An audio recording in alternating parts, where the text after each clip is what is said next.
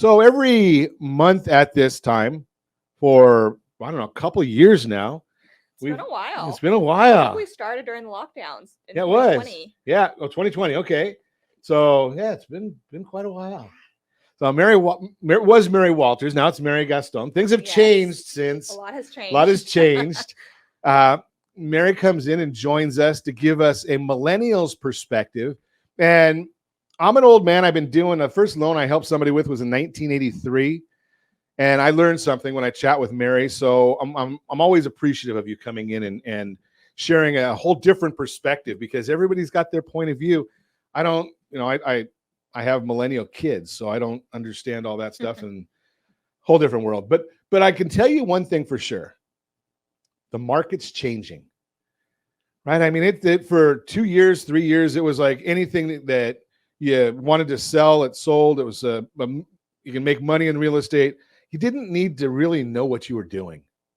And I think my opinion is that's changing. That's not the way it is any longer. Do you see it the same way? Do you have to know what you're doing now? Absolutely. Yeah, it's a whole little different world. So one of the things, and I know this is, I don't know, probably not the millennial portion of this, but just it is what it is. 30-year fixed rates doubled last year. Now, again, going back to my starting of doing this in 83, I've never seen a year when rates doubled. It's crazy. Isn't that nuts? Yeah. Well, the reason I've never seen this is because it never happened before, right? So the start of last year, 3.22, and this is according to Freddie Mac. So it's a Freddie Mac mortgage market survey. So that's why I'm not giving any APRs on this. It's just from their studies.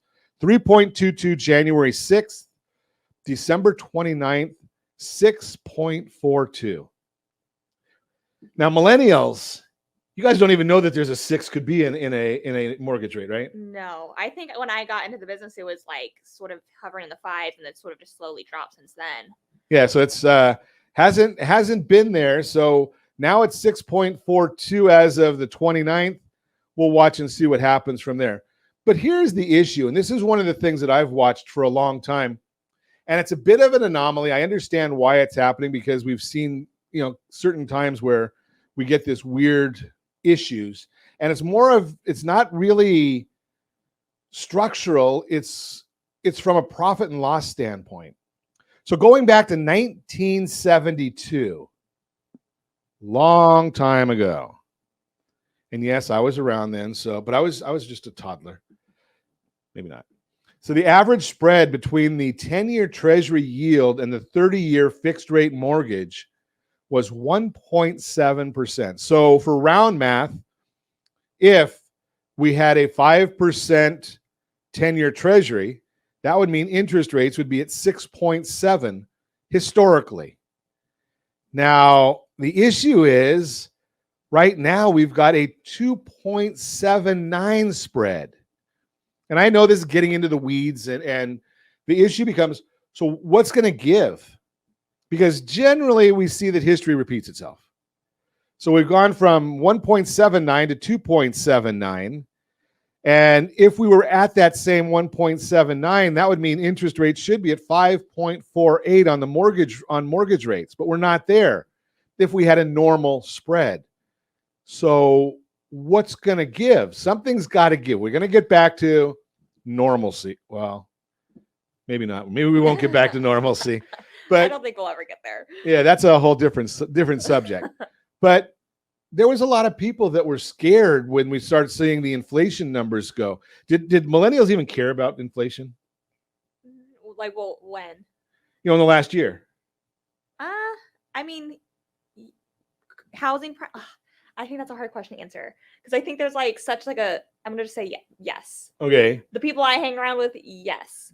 But generally, I would say no. Like, I think millennials in general and like the younger generations, they spend money when they spend money, and they spend when they don't have. So they don't really care about prices and whatnot. That's a whole interesting subject, right? Because I think there's like this whole like new TikTok trend that everyone's trying to, do the whole keeping up thing.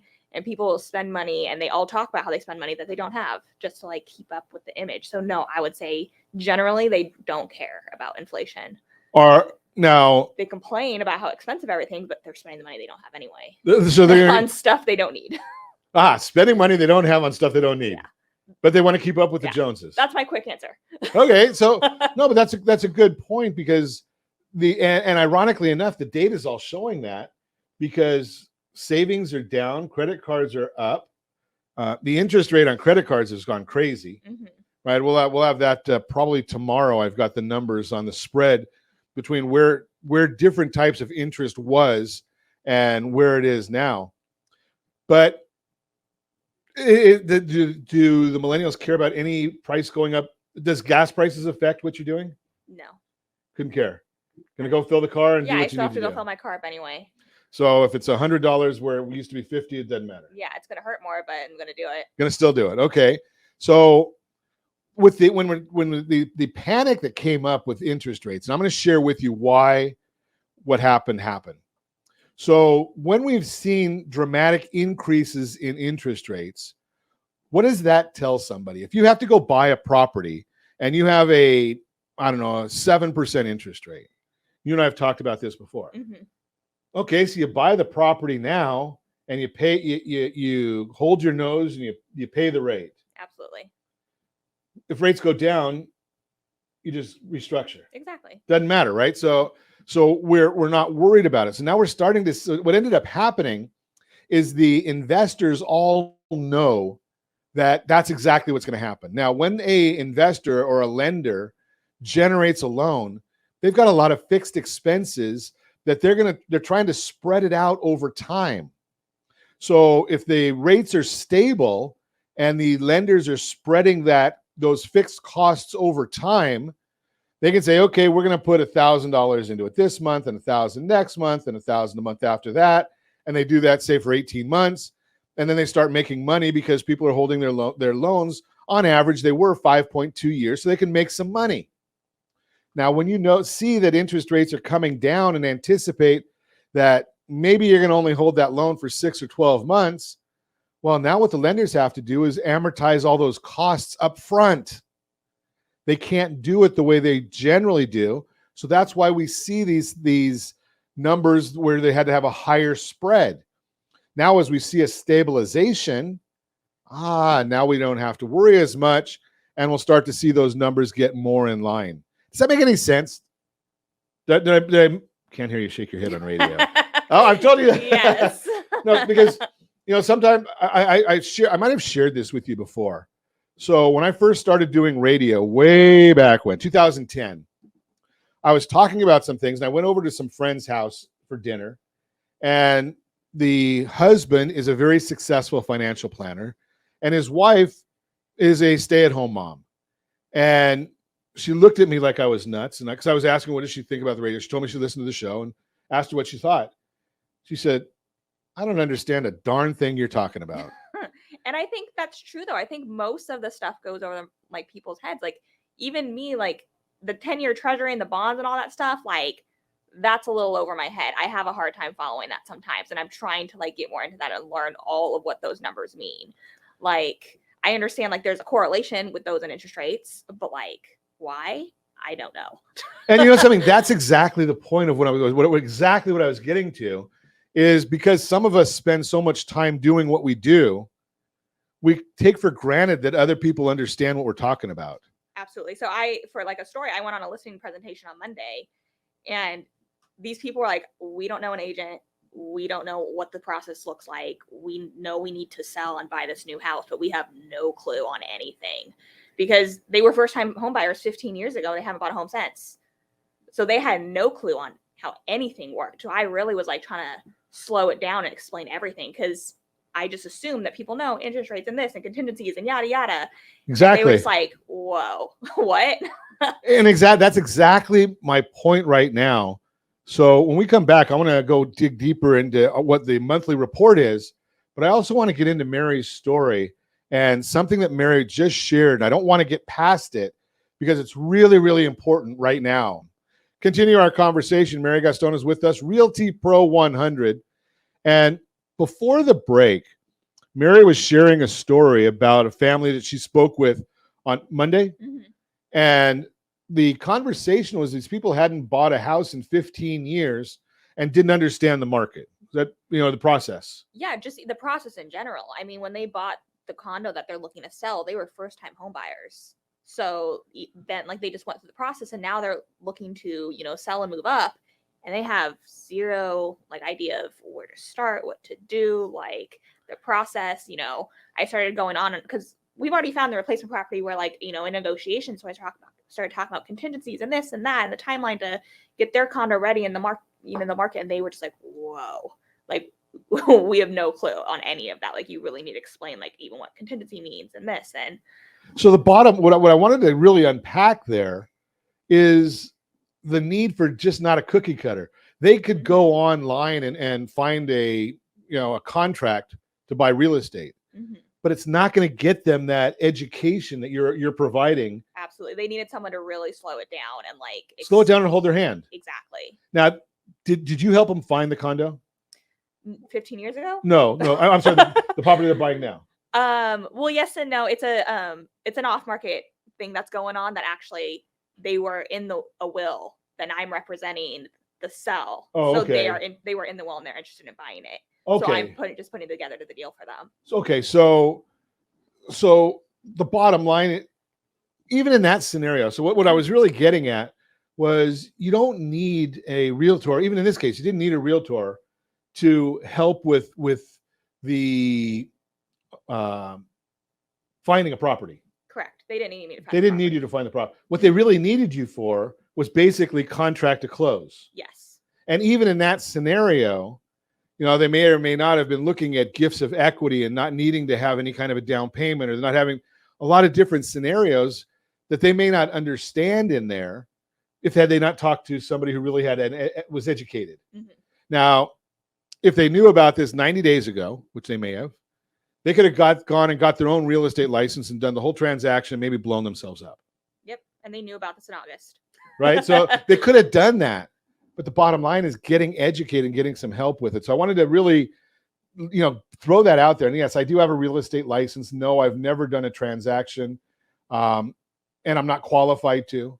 I don't know all the things that Mary's talking about. And there's, it's you have to stay in your lane. I understand how to talk to Mary about it, and I know that you know it. So if anything I want to know about real estate and the contract, I go to the experts. That's what you should do too. So let's get back to the report. The upcoming months show a return of buyers as mortgage rates appear to have already peaked and have been coming down since mid-November. That's according to Lawrence Yoon. So are you seeing more people coming back into the market? I have definitely seen activity pick up in the last month or so. Just around the office, it's been a lot busier. A lot more, contracts, coming together. Right, good. Probably exciting to see. Oh yeah, I love it. It keeps me even busier. Exactly. David Stevens, former Assistant Secretary of Housing, his comment is, so be advised, this may be the one and only window for the next few years to get into a buyer's market. And remember, as the Federal Reserve data shows, home prices only go up and always recover from recession, no matter how mild or severe. Long-term homeowners should view this market right now as a unique buying opportunity. Do you think it's going to stay in a buyer's market? Well, I mean, technically, if you look at the numbers, we're not even in a buyer's market. Based on the numbers of what their qualifications for a buyer's and seller's market is, we're technically in a seller's market. But I would argue that yes, we are in a buyer's market. I think just because of the last couple years and things were flying off the shelf so fast, and I would say anything 40 years or longer now is a buyer's market. And that's say that again. Anything what? I would argue anything that's 40 days or longer, we're in a buyer's market. But what do you mean by 40 days? If it's been on the the average days on market. Okay, days if on we're market. 40 days or higher, I would argue that that's a buyer's market. Okay. Which I think right now they say anything that's 60 days or less is technically still a seller's market. So technically we're in the seller's market, but I would argue that yes, we are more in a buyer's market. So the question that I'm going to throw out there for anybody that's thinking about buying, and they maybe have even tried to. So a year ago, what was the big complaint from buyers? They couldn't even get a chance. Right. Things were just flying off the shelf. They had to, crazy outbid and all that stuff. They just wanted a chance at the table. Do they have to now? It's a lot easier. A lot easier. Yeah. If interest rates go down in the next year, what do you think is going to happen? It's going to get harder again. So the thing is, if you're wanting to buy, did you want to buy a year ago when you were frustrated as heck? and may be the case a year from now, or do you want to get out there and take a look right now? Exactly. Right. That's now is the time, because now the sellers are, they realize that frenzy is over and they're willing to give more concessions and everything. So maybe like me saying that we're in a buyer's market isn't correct. We're more of a balanced market right now. More balanced. Yeah, that would make sense. And the issue that I'm seeing is those people that are selling because they have a need. Yes. Right. What do I mean by a need? Well, they need to move closer to their kids. They need a bigger property. They're getting divorced. They've got a probate or a trust sale, something along those lines. Those are the people that are selling. Somebody that, if I'm just maybe thinking about it, I've got a 3% mortgage. I'm happy where I am, but it would be nice to move. It's not a have to. They're probably staying put. Exactly. Right. They're not going to go and say, okay, what I really want is I want to get a house very similar to what I have now, maybe a mile away, and pay double the price. Right? That's not the case going on right now. No. So the bottom line, now, the question we have to look at, okay, now, what are the experts saying about real estate values? That's a big issue right there, because the thing that a lot of folks are saying, I'm waiting for the prices to go down. So who's telling you they're going to go down? Right? I mean, I've got 7 sources on my screen. You've got the slide right there. Yep. 7 sources on our screen. I don't care. I'm not a big fan of averaging them, because I think it's skewed a little bit when you average them, especially because one of them is already an average of a lot. But Realtor.com, can we throw that one out? They say their prediction is up 5.4% for 2023. So they're an outlier. And Ivy Zellman, who's generally really, really good, she's an outlier. Yeah, and she's saying down 5.1. Okay, so let's throw the 2 of them out.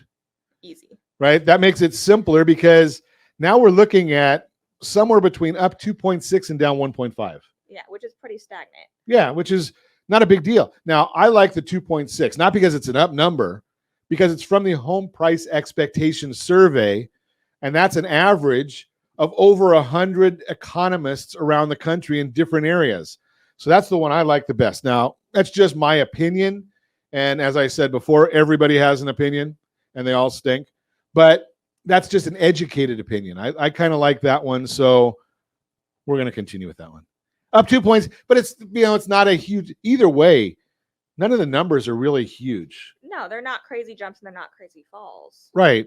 So and again, that's a national average though. So yes, it's going to be different in small towns versus, a city area. And it's also going to be different based on Austin, Texas, which was up 38% over the last couple of years. Yes. And maybe San Bernardino, which was maybe a little more moderate. Yes. Right. So we're going to talk about that.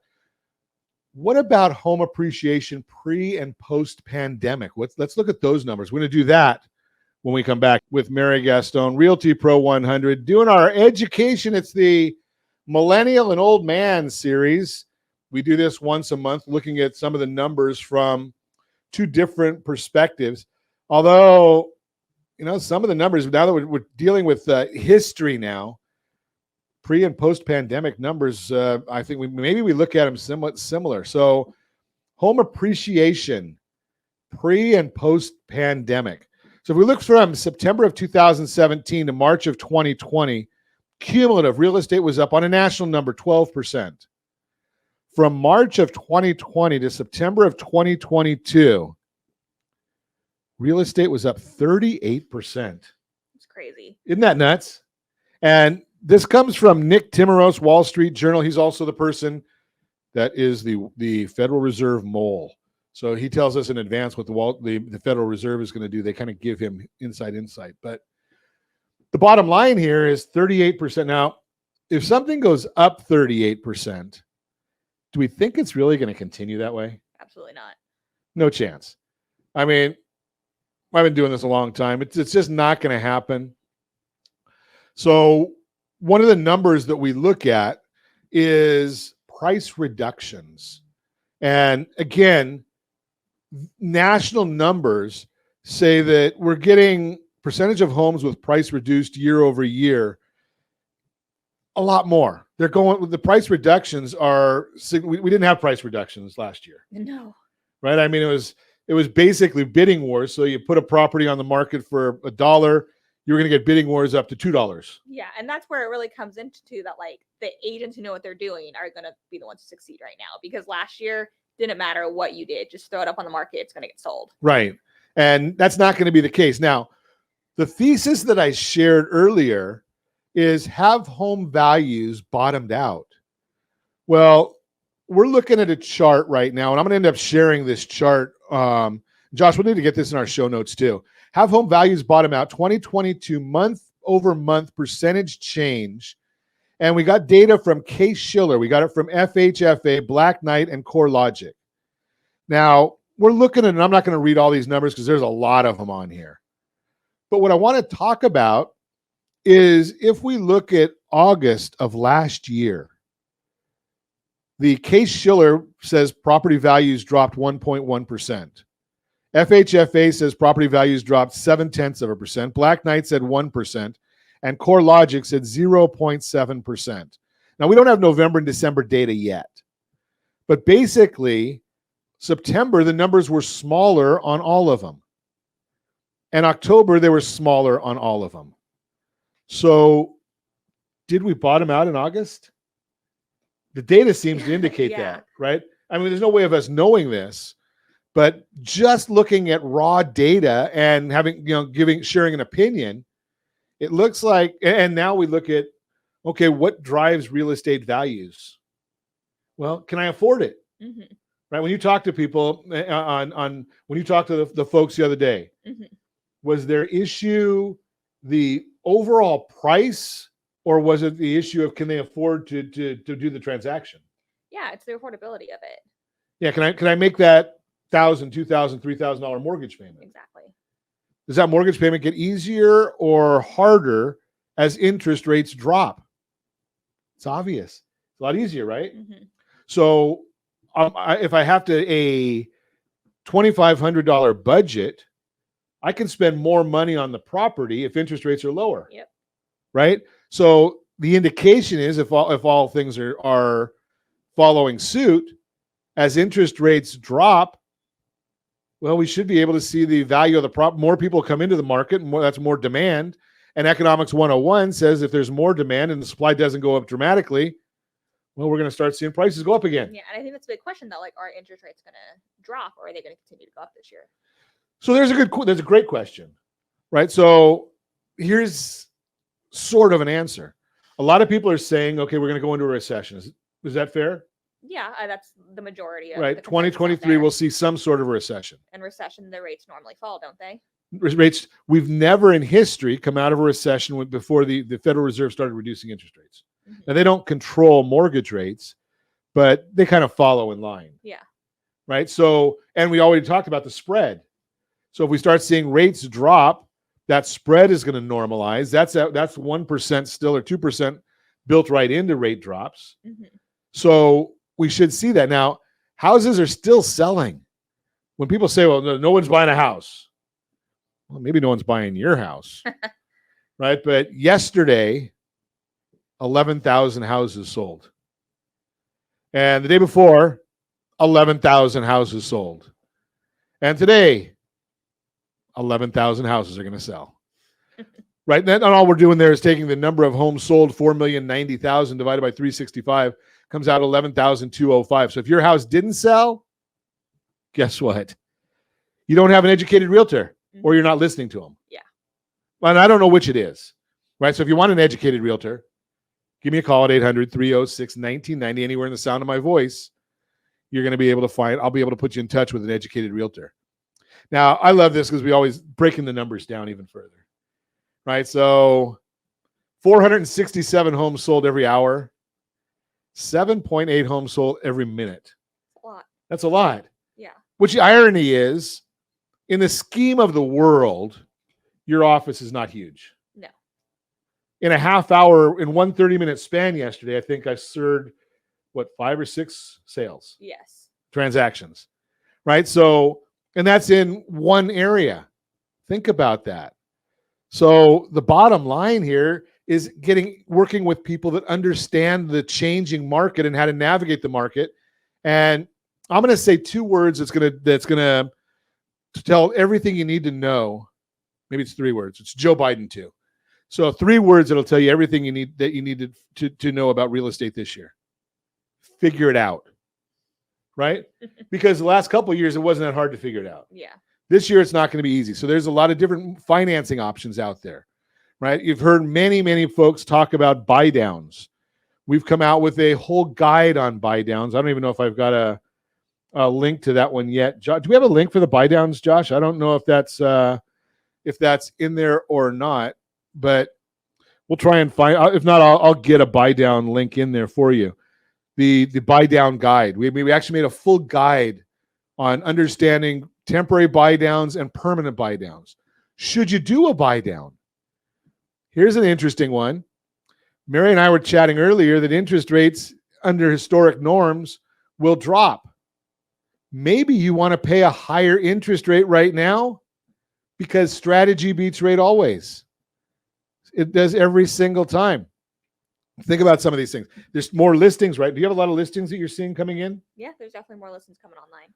So 2021 to 2022, from 445,000 to 751,000. Pendings are dropping. Mm-hmm. Are you seeing more fallouts, Mary? You know what? A couple here and there. I don't think it's like spiked like crazy. Okay. But there's still some that are more than the past 2 years, which again is like an outlier. Right. Yeah, you don't even want to look at the last. I don't think it's like anything that's out of the norm. Okay. And I should mention this because we're going back and talking about, Mary mentioned this a little bit earlier, the average days on the market for listings.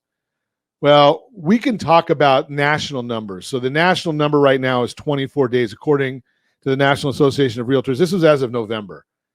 Do you want current data on that? RSRlistana.com. RSRlistana.com.